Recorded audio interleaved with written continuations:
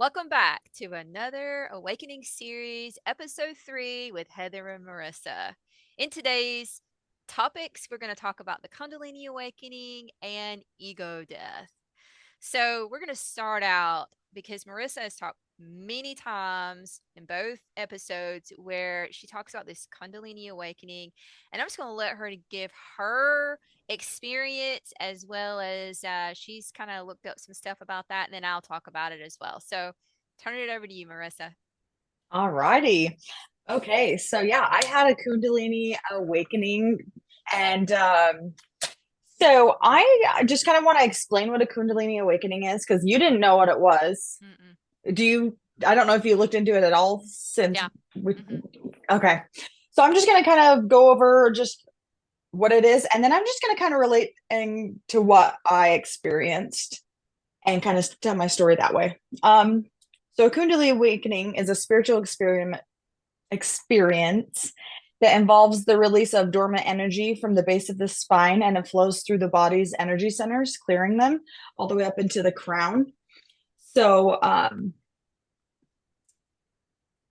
it's kind of controversial, honestly, because in what is it? Gnostic, is that the word? In Gnostic Christian beliefs, they believe that the Kundalini is like takes you to Christ consciousness. But now, as it has evolved, they see it as satanic and it's like evil. So, um, and then there's so many other beliefs within all the different religions and whatnot. I'm going to go over symptoms. I personally did not experience as intense symptoms as everyone else. So symptoms, so you'll have vibration and electric and tingling sensations along your spine, spontaneous movements, just like jerking, emotional upheaval, release of past traumas. That one I had. So the first two I didn't really have. I had a little bit of tingling in my body when I was activated. Um, I'm not quite sure. I know that me personally, I've really have been working in more somatics as of late because I am someone who intellectualizes everything.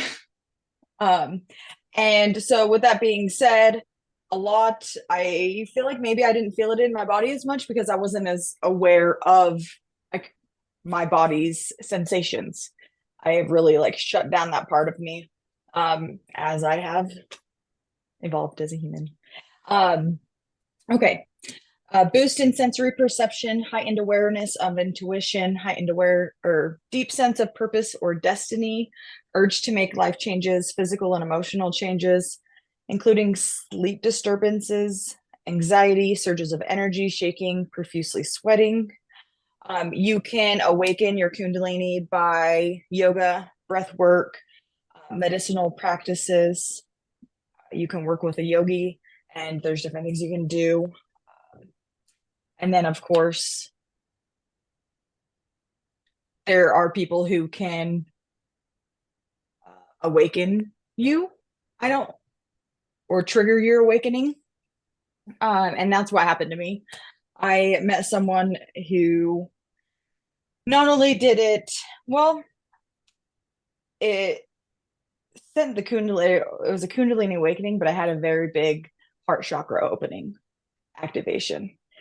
Um, and I feel like that was, I think I had the heart activation first, and then that kind of is what catapulted me into the awakening. If and we can go into more depth in another video. It might take more time to explain that exactly. I don't know. It's a long story. So for me though, I there was vibrations in my body. I really there was a lot of psychic attacks with sleeping. I had nightmares. I would cry every night before going to bed because I was so scared. I didn't know what was happening. I had no clue. Before, previous to this, I now see there was breadcrumbs because I had like more of an emotional awakening in 2020 where and in 2018 where I very much had I've been working on my mental health for the last 6 years. And then I had my Kundalini awakening, um, which kind of is just has let me integrate everything I've learned because it's like all this stuff was stored up in my head and I didn't fully integrate all of it. But now I feel like since my awakening, I was able to integrate more of it and constantly. I mean, it's going to be forever that we are healing. We're never fully healed. But with the awakening, we you get an ego death, and um, that happened. It's weird because they show spiritual awakenings and like kind of like a list of like these things, but I think that it's more of a list that you kind of jump all over and go back and forth. So Before my you best get on the friend, ego death, can I share something? of course. So with that Kundalini awakening, I do want to explain some things too about Mm-hmm. where the snake came into this, right? So I've done Reiki one and know about how the energy works, and I do know that it does start at the base of the spine and then Mm-hmm. it goes through the heart and then through the crown. But what the energy does is it, because you have your chakras are discs, and so it whirls around and it looks like it makes a snake figure. Um, Sorry. so that's where that idea came in. Mm-hmm. Now, here's the other crazy thing. So it has to do with raising your consciousness. And from what I gather is I actually had one of these awakenings, but here's how it worked for me. It was such a slow process that it was not, some people have like this spontaneous crazy sensation, and it kind of is like with Marissa, it's just boom, heart activation, right? For me, as I healed, things would happen. And so you can get this awakening just by healing. So when you Mm-hmm. start healing in the Absolutely. root and the sacral and the solar plexus, then that's going to start activating that base of the spine area. And then you start, if you deal with any kind of grief or you start opening up your heart, then that's going to open up the heart area so it can be, months down the road. And then maybe you didn't realize that your crown was closed. A lot of that comes from religion and dogma and not being able to connect in. So then we have to open that, so it becomes a slower process. So all of the symptoms that you described, I've actually experienced all of them. I've had the night sweats, I've had chills, I've had many nights where my like whole body felt like I was elevating off the bed, kind of a thing. So Cool. when you think back to all of those things, we probably overlook and don't call it a certain thing, because I didn't really call it that. I've always like, man, did I even have one of those? But because my journey from 2000 to probably 2022, so 2 years of like really in depth going into inner work, healing my inner child, it was such a slow process for me that it never stuck out like, oh, wow, I just had one of these awakenings. I felt, but I've had all of those symptoms. So, for those that's watching, you may have even had this actual Mhm. awakening and didn't even realize, because maybe yours has been such a slow process that you've had these symptoms like slowly creeped up. So you just thought that it was just part of your body waking up. And that's exactly what it is. Your chakras are coming online. You have life force energy, which we have been cut off from. All of that life force energy has come through and it's circling through, opening up the chakra system, which is that's what I have learned about the Kundalini awakening. Absolutely. And I think it's really cool also is it looks like the DNA strands too. Hmm. So yes, I And the other, actually that's go ahead. yeah, yeah. And the other thing is, when you think about what would be the purpose of having this particular awakening? Well, if you're raising your consciousness, you are becoming more Christ-like, tapping into Christ-like Mhm. consciousness. Wouldn't it make sense, now that we know about the false matrix and the archons who have been keeping us trapped in this, false reality, If you think about that, wouldn't that be very smart for some little, dangle of lie get put into this and make people go into fear so that they do not partake in that? Hmm. If you don't have this awakening and don't actually open up your chakras, which then raises your vibration, then you cannot be food for the archons. So it makes total sense where this fear tactic is coming in, that it's so demonic and it's so blah blah blah. It's all about fear. And whenever you are too scared to question, to go outside of the box, the matrix is here, y'all. The matrix is right With here. that being said, is that not only in religion can it be, demonized, but also if you have spontaneous awakenings or just in general, it can cause psychotic or psychosis if it raises too fast or really everybody experiences it differently, but like I've read up on people who go to like mental institutions because they are seeing things and they don't know what's happening, and so it's like so important that we are able to educate people about it, especially because I feel like it's going to be happening more frequently as we're evolving. Hmm. So Yeah, and that there's actually such a comes dogma from on mental health. your when your third eye and your crown open up, you're actually able to tap into our psychic gifts that we've had this whole time that's been dormant. So that makes sense that they will start seeing into other dimensions, but that's nothing to go into fear about. You're just starting to break out of the box and seeing the truth. So definitely nothing to Right. fear. Right. Nothing to fear about with that, but with the stigma on mental health Hmm. is what I'm saying is that like people will instantly, if you go and tell people, if you don't know what you're going through and you're telling people, hey, this is what is happening, and then you already have like a mental health background, people are gonna be like, you're crazy, you're psychotic, you are, what is the word when people see things? Um, anyways, you Well, a lot of know, people they get labeled with schizophrenia. I've heard, schizophrenia, that's what I was looking for. yeah, Yeah, and like multiple you're schizophrenic. personality. Hmm. And then they'll put them into mental hospitals and think they're crazy. Or another I, thing that happens. yeah, Go ahead. I've heard that in a lot of in the hypnosis world, when I do QHHT and BQH, that's happened a lot where people who become spiritually awakened and they raise their consciousness and they start telling people that's the first place that family puts them, which is sad. Mhm. Mhm. It is. And then they pump them full of medications Mhm. and then they go back into the matrix. Yep. So sad. Yep. It's So so back sad. now moving into the ego death. So, whew, have you had one of those? Multiple. Me I too. didn't know it until, you look back, but I mean, I'm just gonna bring up the most recent one because, well, actually, I would say that they were breakups throughout my life. My first breakup, it was like a big transformation for me figuring out that.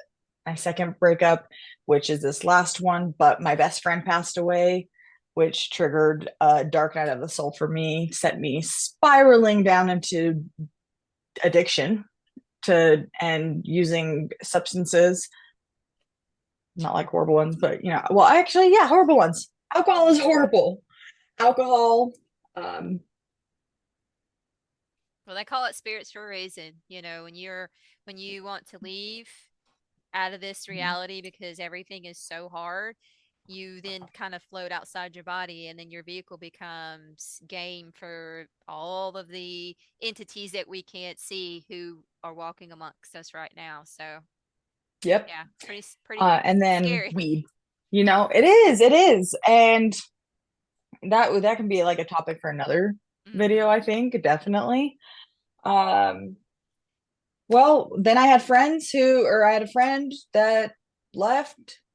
She's like, I can't handle your behaviors, and that hurt me. And then I not met, I my soul recognized this other being, Hmm. and it activated my heart chakra.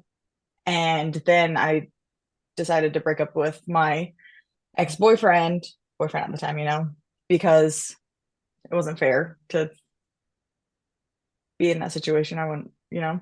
Mm-hmm. And then after that, well, that person stopped talking to me.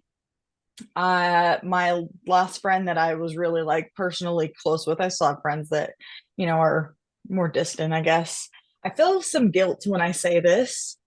I was talking to one of my friends who I have been close with since high school, but we just don't talk regularly.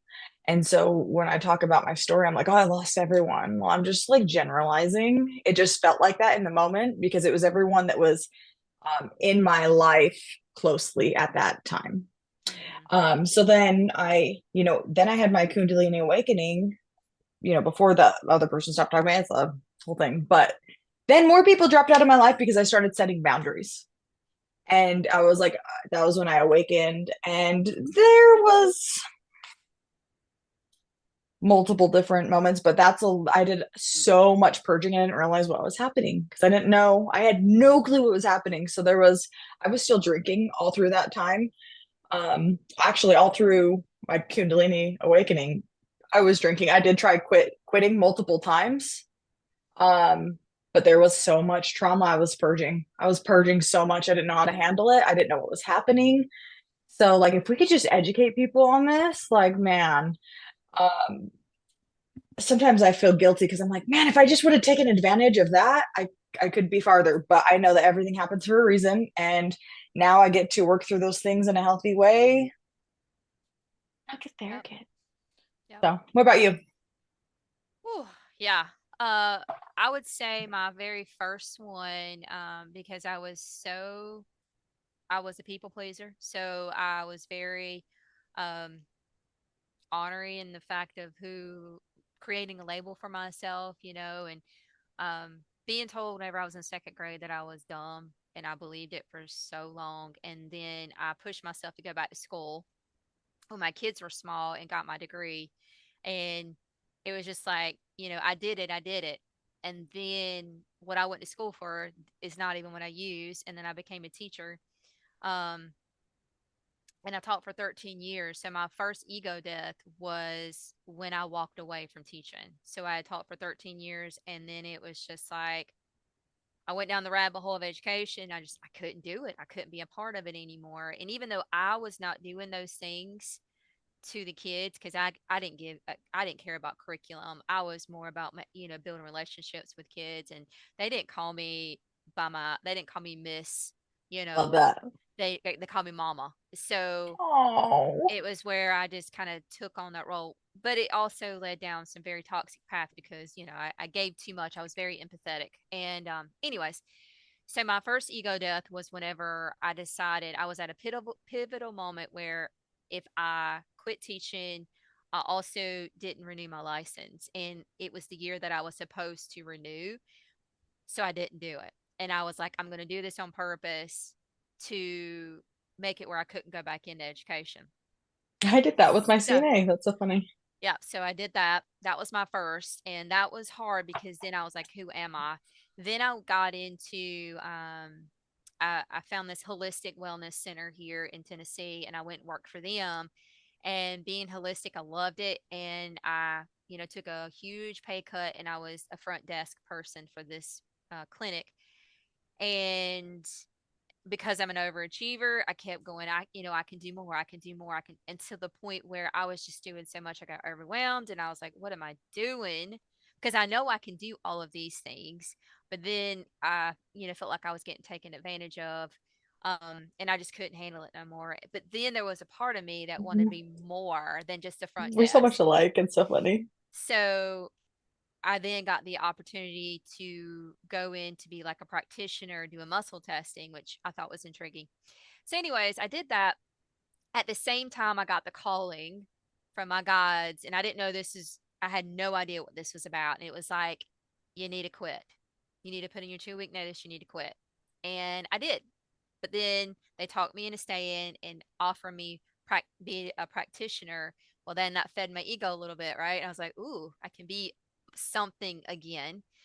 And in that same time, they were guiding me into doing quantum healing. So, I started doing quantum healing with Dolores Cannon's method. And that kind of led me down another path that I'm so grateful for. But anyways, what had happened was, even though I kind of jumped into this new role, I got fired, and it was fired by text. So she wouldn't even like tell me face to face, and Mm. she fired me because she thought that me doing this quantum healing with Dolores Cannon's method with hypnosis was the devil's work. And she point blank told me that she didn't want me taking her business down with my demonic. Oh, wow. Yeah. And that hurt. I've never been fired from a job. That, and to do something that I felt so passionate about. And yeah, it went against the grain because I've never heard of reincarnation, and let alone ETs, because Lord, you start going with down Dolores Cannon and all of her YouTube videos, and she's done this for, 40, 50 years, creating this path. She opened up the gateway for this stuff. And I was just like, whoa, this is going against the grain, but I'm so intrigued.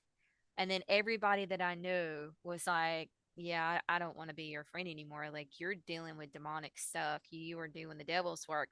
And that crushed me so bad because all my friends left me because they didn't believe in what I believed in. But even though, and this is the cool part, even though they didn't believe me, my intuition was saying that something about this was true and I had to stick it out for the long haul. And I mean, people in my family, they wouldn't have sessions with me because I had to do 20 sessions to get certified, and nobody would volunteer. And I was Mm. just like, oh my God, you know, when I needed people to be there. Luckily, my husband was a guinea pig. I did 30 sessions with him. Thank goodness. I learned Wow. a lot. Yeah, we did a lot of past lives. I was like intrigued by this stuff. Like, I was wanting to know all the things, who am I talking to? And then I started working with high dimensional beings, some Octurians in the ninth dimension. It was so cool.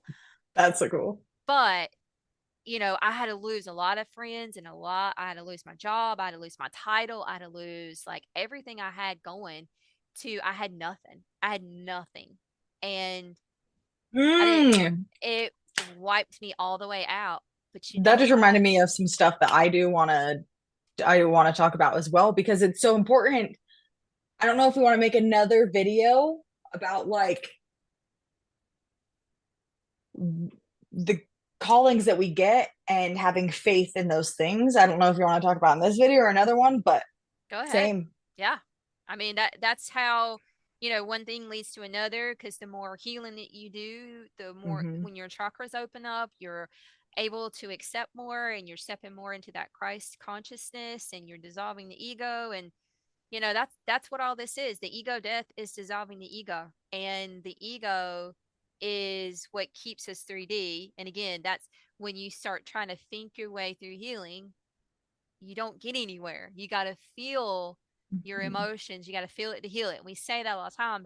And even I've heard that along this journey, and it literally didn't click until like this week. And that's why, because I've been trying to think my way through all of this stuff. Well, when you think through it, you're thinking through ego, and ego is going to lead you this way and lead you that way because it does not want to die. It doesn't want to Hmm. go through the death. So yeah, you get kind of you get guided along the way to these different alternative ways, and you're just like, holy crap, I would never ever picture me being at this moment. Right. And it's so funny because you were so programmed before that like you're like this is the only way. So for me, I guess with my ego death, I mentioned my first ego death without knowing it was, a breakup back in 2017. Um, and I came out of that relationship with a ton of debt. My credit score was awful. The only reason why I bring that up is because it took me 5 years, 6 years to build my credit score. I got it up into the 700s. I was so proud. I worked really hard. I did a lot of um, research on how to build it, like what credit cards, like just it was a whole thing. Like I put a lot of time and effort into building my credit. I was so and paying off all of my debt. It was something I was very, very proud of. because at first I was gonna just file bankruptcy, but I was like, no, I'm not gonna do that. Like, I helped accrue this debt. Like, I'm going to pay it off. I'm not gonna take the easy way out, yada yada, because that's what I thought, you know. So when my best friend passed away, well, there was multiple different times where I was in rehab and well, rehab treatment, whatever you want to call it. And then I had multiple different surgeries and was unemployed for probably like 2 years where I was living on credit cards. And then my best friend passed away and she had to have the best of the best, of course. And so I spent a lot of money on decorations to make it beautiful for her. And then of course I missed work and I accrued so much debt. I think I was like 40 grand in debt, including my car. And the only way I was able to survive was my ex-boyfriend was helping with finances. And so when I had to break up with him, I had to choose to file bankruptcy. And that was really, really hard on me because I had spent so much time and effort into building it. And I just knew that like I had to do that. It was like, it was just this knowing of like, it's just a number. Like it's just this thing that we just made up. Like it's okay, Marissa, you will get through it. You'll be able to rebuild it. I realize, it's either going to be 10 years of trying to pay it off and I'm sure racking it back up or clear it out. And then don't even have a I don't even have a way to like re-rack it up. Anyways, so there's that. And then I was called to go to New Mexico. I went to New Mexico. I had a 9 to 5 job, working in a call center. I hated it, collecting money um, for debt, and it just made me feel awful.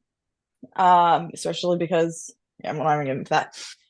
And I was called to quit my job and work at a bistro. Yeah, and that was a whole thing too.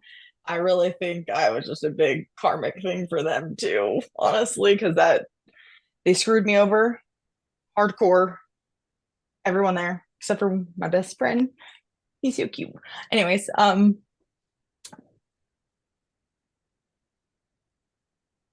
I actually my words made him quit because he was like, "I'm gonna put my happiness." No, they're not paying me. I'm gonna put my happiness first. And then he quit. I was like, "For real?" And put all of the work on me. He didn't. That wasn't his like.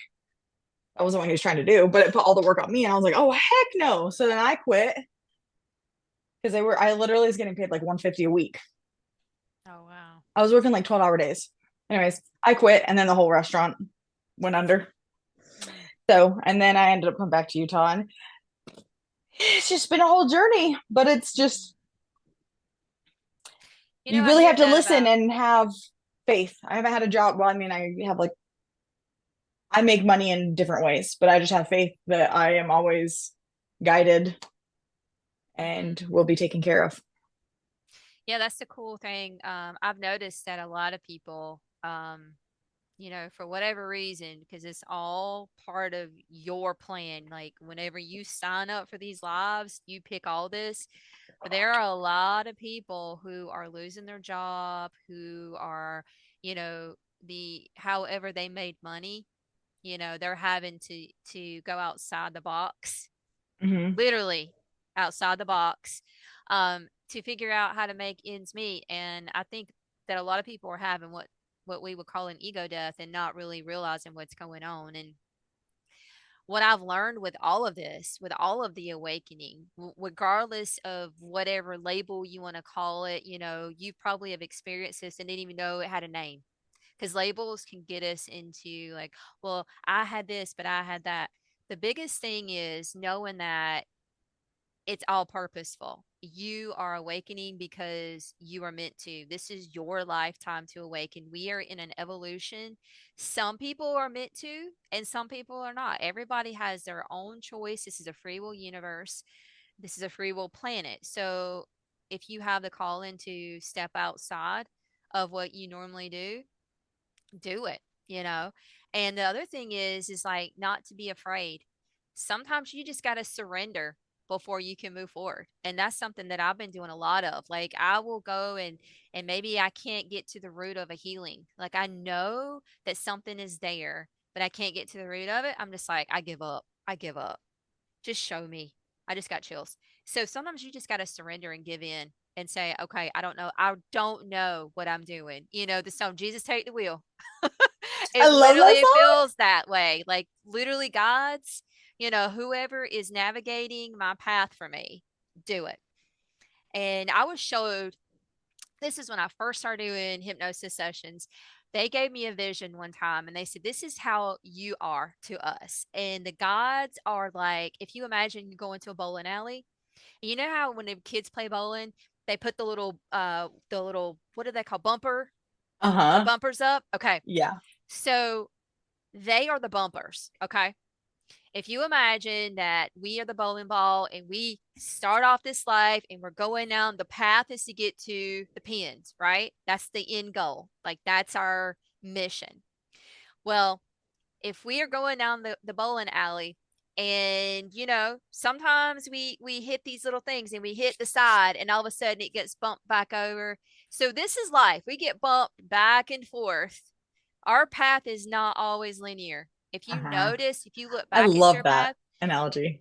they were like, oh, yes, we knock you back. And sometimes you get so far off the path, then you have to have like, it's almost a tragic. Like you hear people having like these crazy Tower wrecks moments. or, yeah, these crazy situations where everything's ripped out from under them.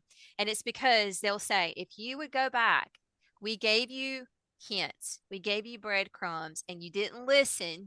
And these subtle little bumps like this going down the bowling alley are not getting you there. So then they have to smack you in the face and go, wake up. And you have these moments Mm. in which these things happen. Now, what you do with that moment is a teachable moment. A lot of people don't pick up on it because they're still in their slumber. But if you Hmm. do and you realize, like, holy crap, there was a reason for this, there's always a divine reason for everything. And man, we're in for a wild ride. And I'm telling you, if you're not doing Mm. healing work, it's about to get rough. Me So, and me and a friend, I just had met on TikTok. I was like, hey, let's talk. We'll FaceTime. He lives in Utah too.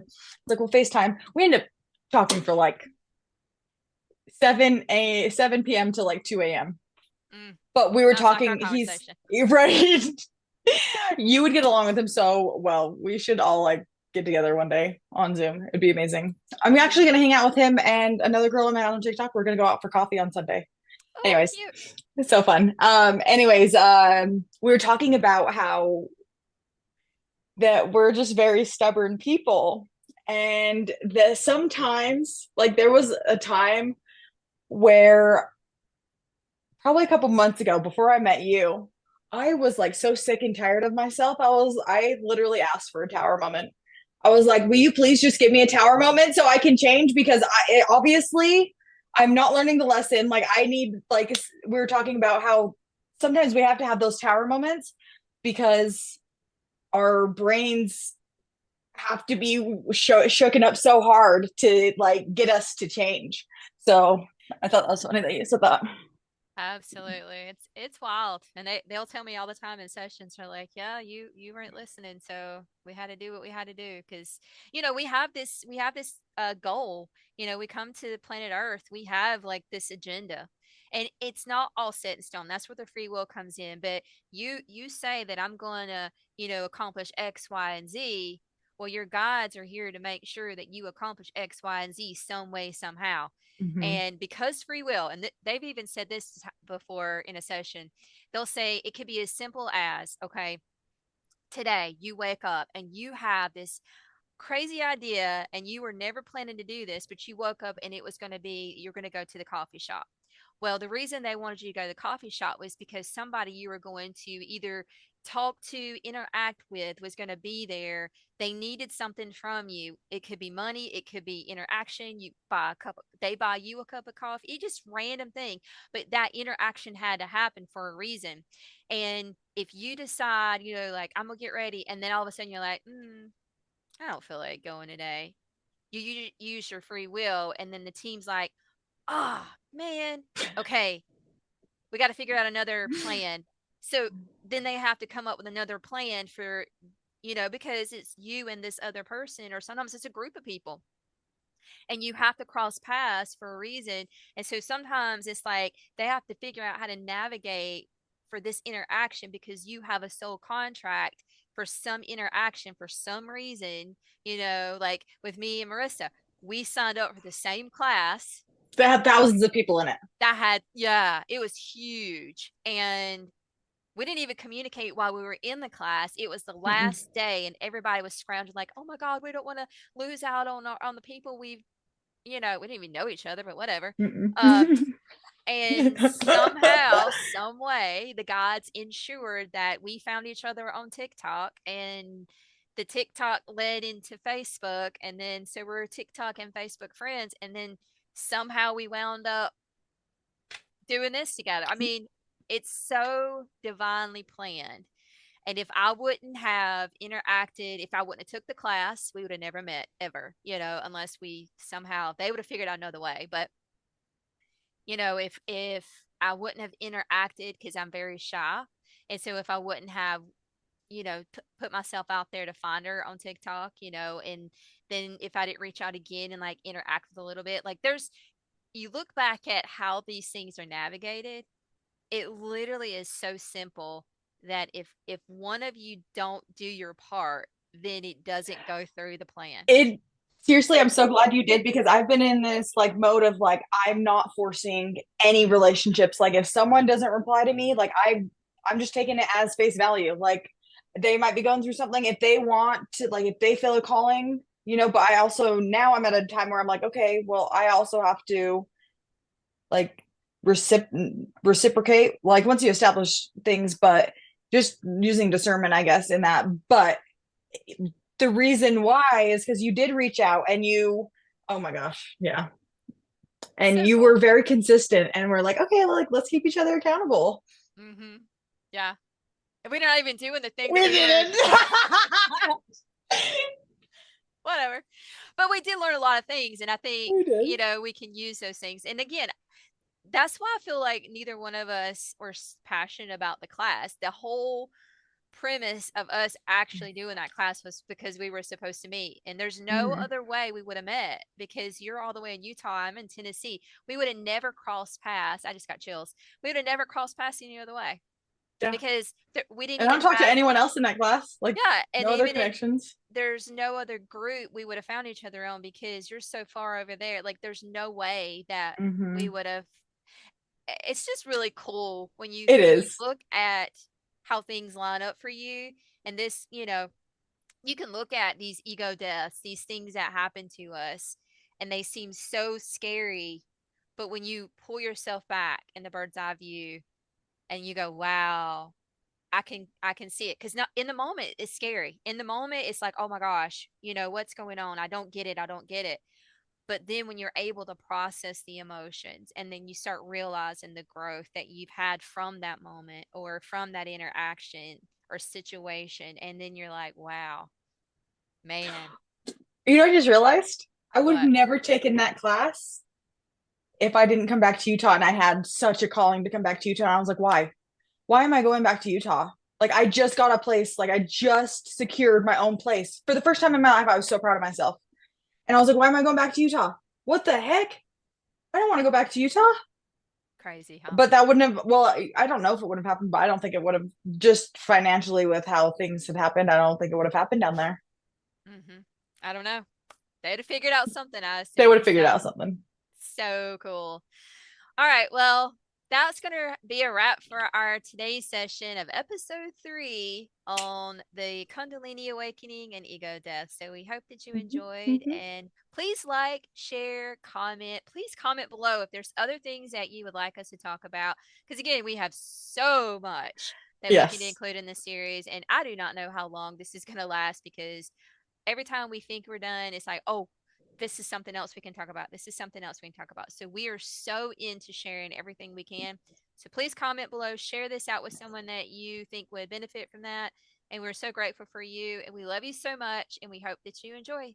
See you next time.